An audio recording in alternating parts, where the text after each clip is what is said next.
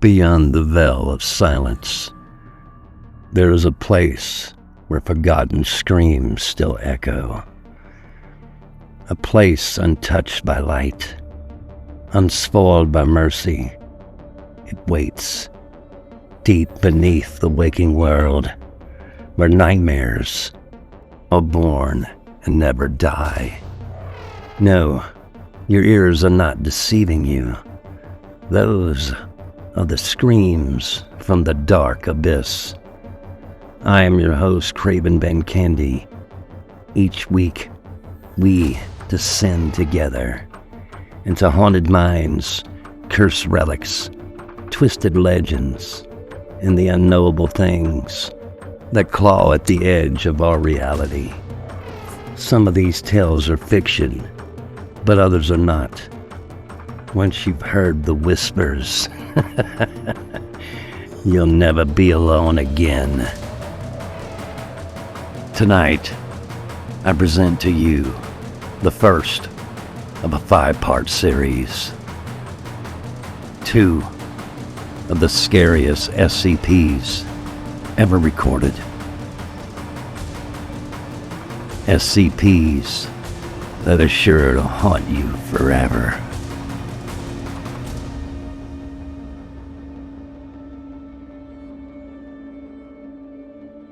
Welcome back to the Abyss.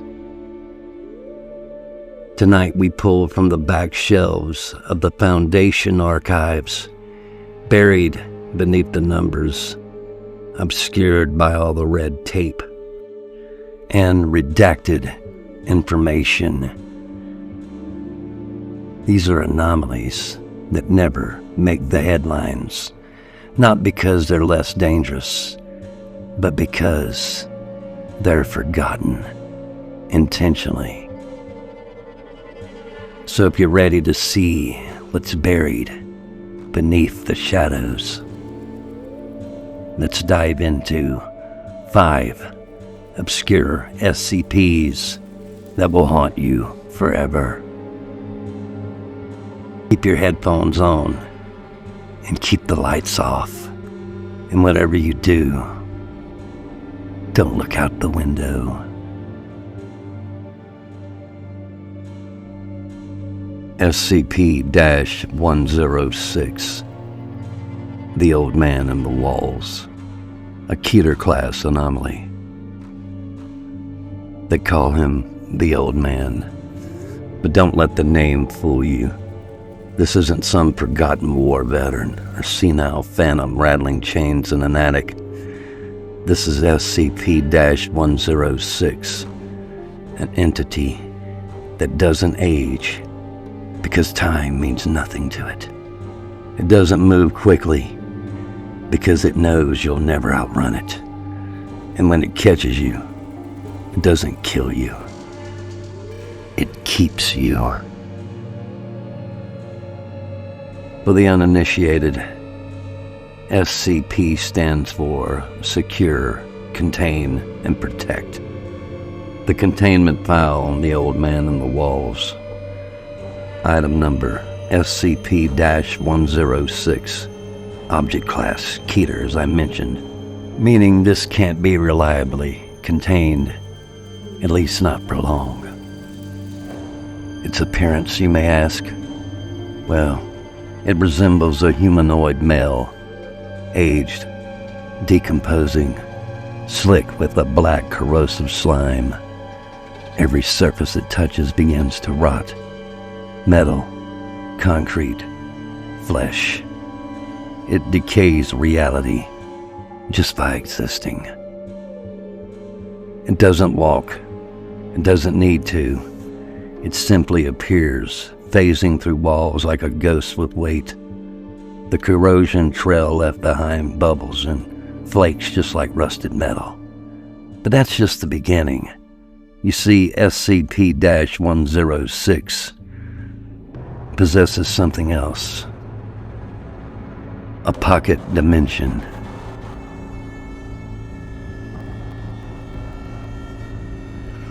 A place outside our universe, where time doesn't flow right, where physics bend, Screams don't echo. And when it gets you, that's where it takes you. There was an incident. 106-B. Insight-redacted. He broke out. Security camera footage showed nothing at first. Just a long, dim hallway. Then, a section of the wall peeled open like wet paper, and something stepped through. First, a black hand. Then the face, leaking, smiling. Guards opened fire. The bullets rotted in midair. One of the researchers, Dr. L. Redacted, froze. She didn't run. She didn't blink. She just said, "I dreamed of him last night." 106 took her, pulled her screaming into the wall. No trace remained. She came back 3 hours later, naked, shivering, her eyes missing, fingernails replaced with splinters of bone. She was still alive, but she begged them to kill her. They did. The inside of SCP-106's world has only been described once by D-Class 4092, a death row inmate used in a live capture protocol. His words were jumbled, hysterical, but the message was clear. There is no floor, no ceiling, only walls, black and endless. They watch you. Time stretches. 1 minute inside might equal a month in your head.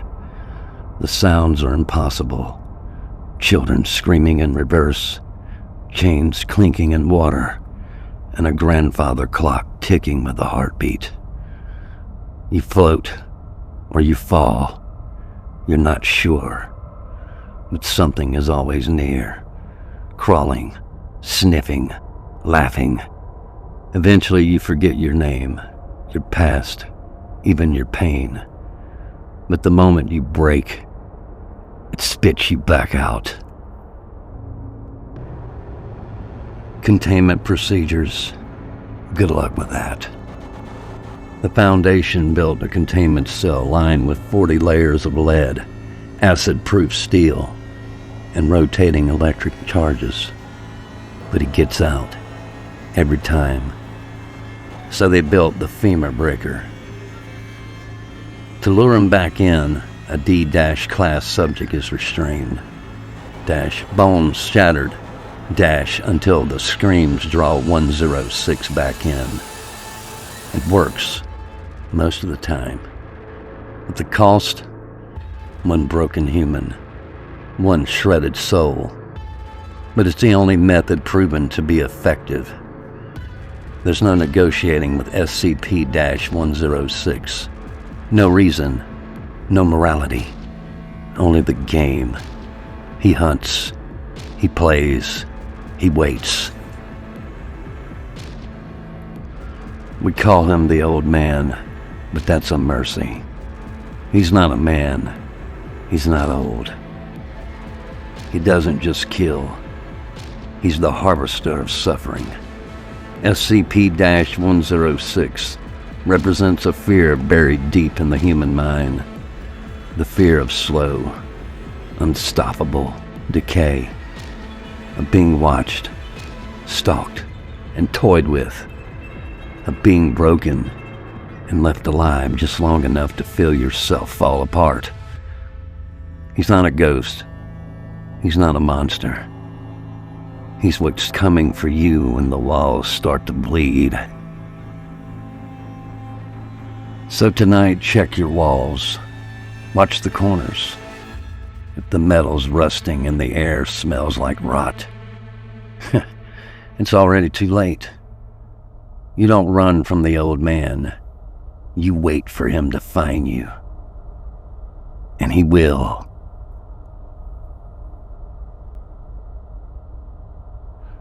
Our second and final subject is SCP-2316- the bodies in the water. There's a lake, far from any map, a body of still black water, tucked into an overgrown valley. No trails lead to it, no signs point the way. The Foundation calls it SCP-2316. But if you ever find yourself there standing at the shore, you'll swear you see something just beneath the surface. Limbs, uniforms, faces, and somewhere from deep inside your skull, a voice says, "You recognize them." But I'm here to tell you, you do not recognize the bodies in the water. I repeat, say it again. You do not recognize the bodies in the water. Because if you forget that, they'll remember you.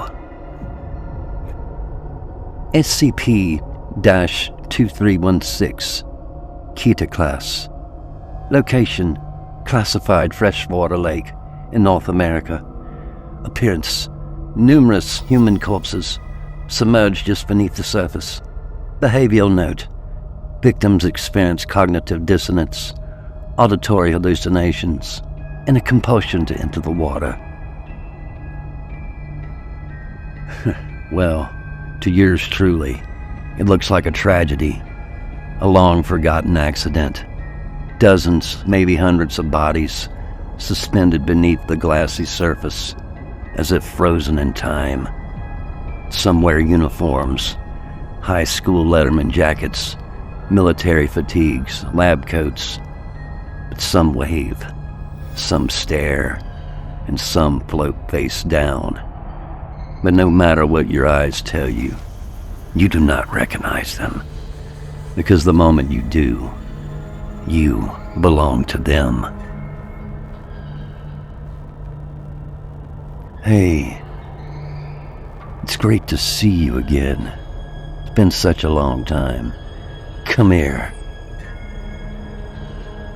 Exposure to SCP-2316 triggers something in the human brain. It's not hypnosis, not suggestion. It's recognition.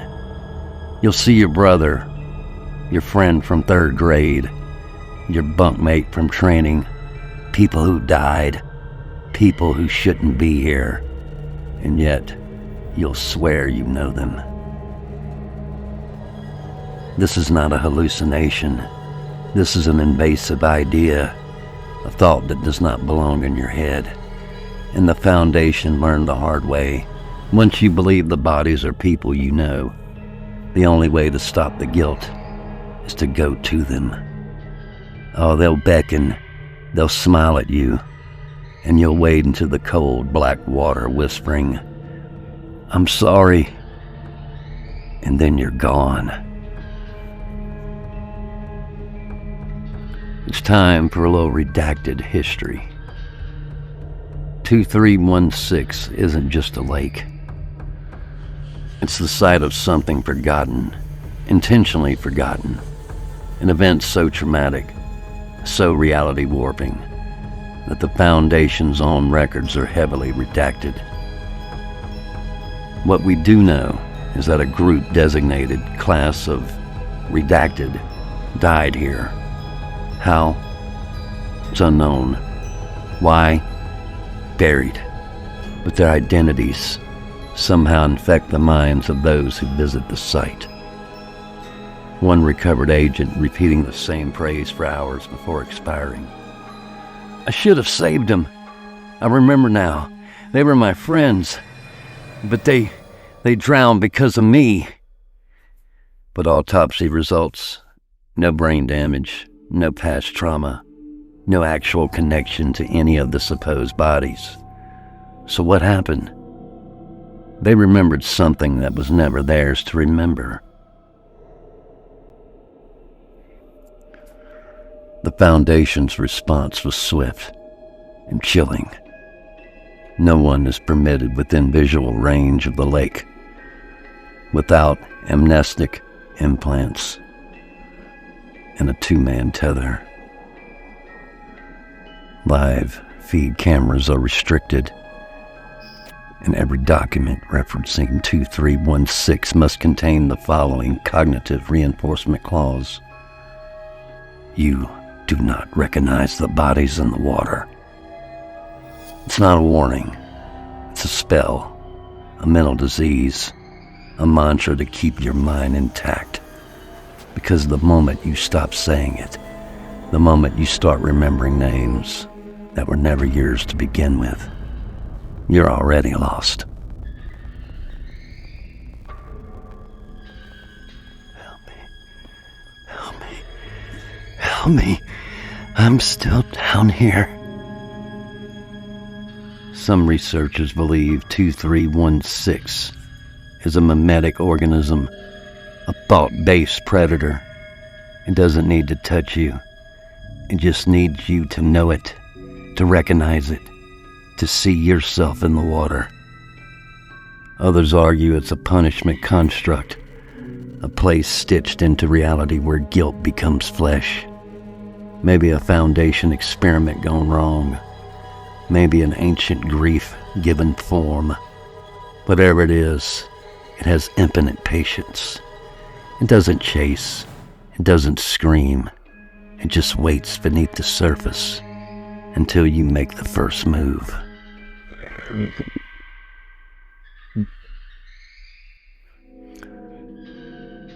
Now for the final incident. Here's what broke protocol. Dr. Redacted, a Level 4 Foundation researcher, accessed a corrupted file related to SCP-2316, and it was a single name. Misfiled in the metadata. Michael T. Halpern, class of Redacted. Status deceased. Dr. Redacted paused, his eyes dilated, his heartbeat quickened. He stood up, walked past the guards, out of sight, -17, no resistance, just calm silence. Security footage showed him walking north for 6 hours. He reached the lake before anyone could stop him. He waded into the water, arms outstretched. He was smiling. And before his body slipped beneath the surface, he whispered, "I'm sorry, Mike. I remember now." No trace of him was ever recovered.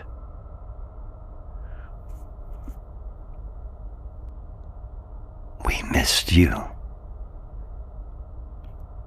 You'll feel it too, if you ever see them. It's a pull, a memory you never made, a sadness you never earned. But I'm telling you now, I need you to remember this one thing. You do not recognize the bodies in the water. Say it. You do not recognize the bodies in the water. Because if you forget, if you start to remember, they'll pull you back down, and you'll just be another face in the lake, waiting for someone else to recognize you. You were one of us. Come home.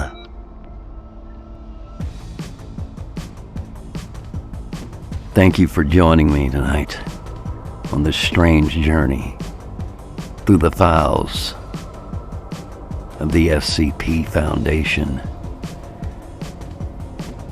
Part 2 will be coming soon, so be looking out for that, as I'll give you 2 more SCPs that will haunt you forever.